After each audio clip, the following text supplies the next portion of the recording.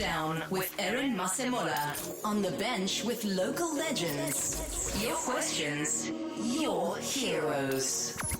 Welcome to the Touchdown with Aaron Masemola, right here on the Joyride on OFM, the sound of your life for the last 35 years. Now, yes, it is yet another amazing opportunity for us to chat all things sport, but today we focus on a sport that we really don't talk about too often, and that's of course the world of golf.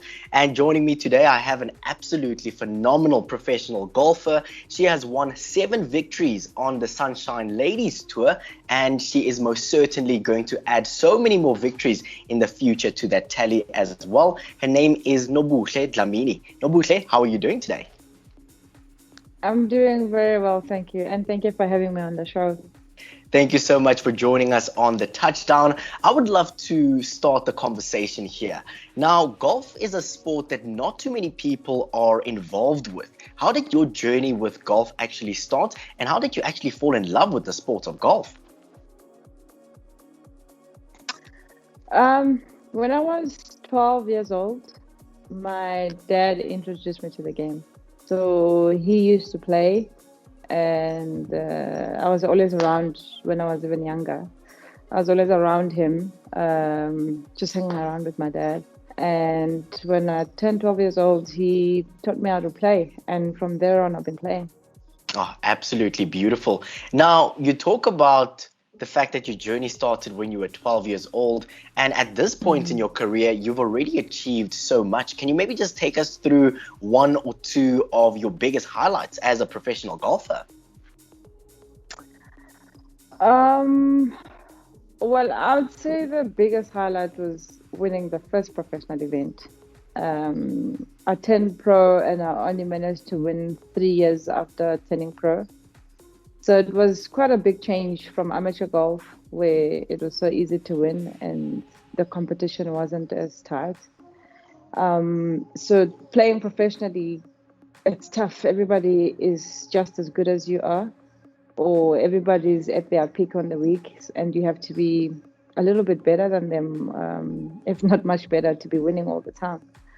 So the first win was my biggest highlight. Oh, absolutely beautiful. I would love for us to now talk about the fact that golf isn't necessarily one of the biggest sports in South Africa. And of course, we would love to grow the sport of golf across all sporting codes. I mean, when we talk about ladies golf and we talk about men's golf as well, when you look at your professional career, how would you like to see the sport of golf evolve over the next few years? Golf it's a minority sport when you compare it to all the other sports. There's a lot of stereotypes about it as well, being said that it's a rich man's sport, or a sport of the elite. But I think things are changing slowly, and also there's a lot of brands that are starting to bring awareness to the public about the game of golf. We've got Standard Bank trying to motivate women to get into golf, and they've run quite a few events where they've got ladies playing and hosting the professionals as well. And of course, there's a lot of pros that don't really get to play outside South Africa, outside of the Investec Challenge. And because of Standard Bank, they've been able to play all these events, and it keeps them going throughout the season. And I see a really bright future with that, because they keep them competitive. They've got so much talent, and before you know it, they'll be able to perform internationally, which is what we're looking for. Definitely. I would love for us now to talk about some of the challenges. You already mentioned some of the stereotypes when we actually look at the world of golf. But for you, across your career playing on the Sunshine Ladies Tour, what were some of your biggest challenges thus far? There's always challenges everywhere, but I think the basic things such as getting to events, managing stuff well, and it's just a lot of stuff to do if you haven't traveled well. Arranging flights, accommodation, and all those things. It can be a little bit overwhelming, but once you get used to it, and you're playing well, everything sort of sorts itself out and you're all organized. I would love for us to talk about COVID-19. Unfortunately, those are the words that we can't ignore in the world of sports these days. It's completely changed the way we do everything, especially when you look at the sporting industry as well. How difficult has the last 16 months been for you as a professional golfer? And were you able to play some tournaments over the last few years? So 2020 was quite a difficult year. I think I played up until March, which was the last event that we played in Cape Town. And then all of a sudden we're in lockdown, and lockdown went on forever and ever.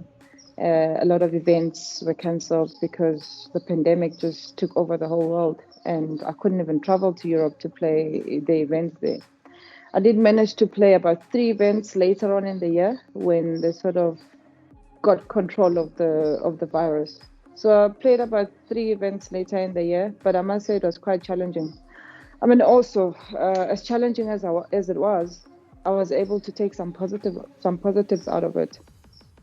I was able to go home. I spent quite a lot of time at home.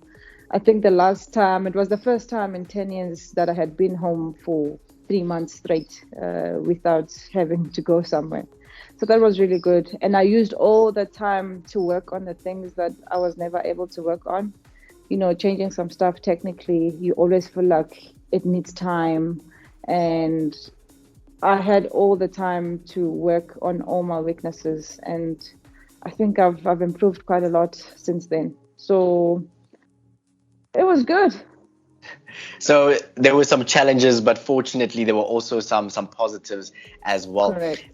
I would like to also now look ahead in terms of your golfing journey, and we look at 2021 as well. I know that you will be playing on the European Ladies Tour as well. You will be playing in France as well as in Spain. So what can we expect from you playing in these incredibly challenging tournaments? Well, I'm just going to go out there and do all the same stuff that I always do. I always put in my best every time that I play, regardless of the situation. And see wherever my score puts me on that week. And I go on and on and on to the next events that come on. Absolutely beautiful.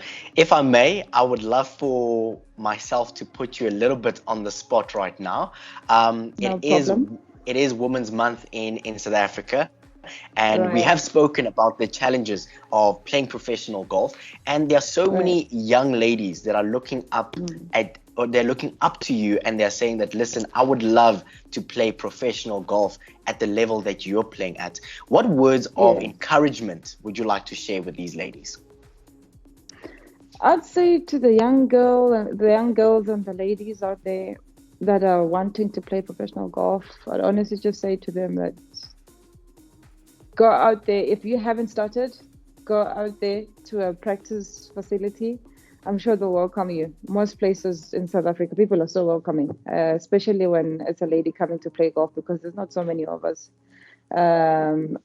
Ask for a lesson here and there. They'll give you tips, and it's a widespread information that people must come and join. They'd like people to join.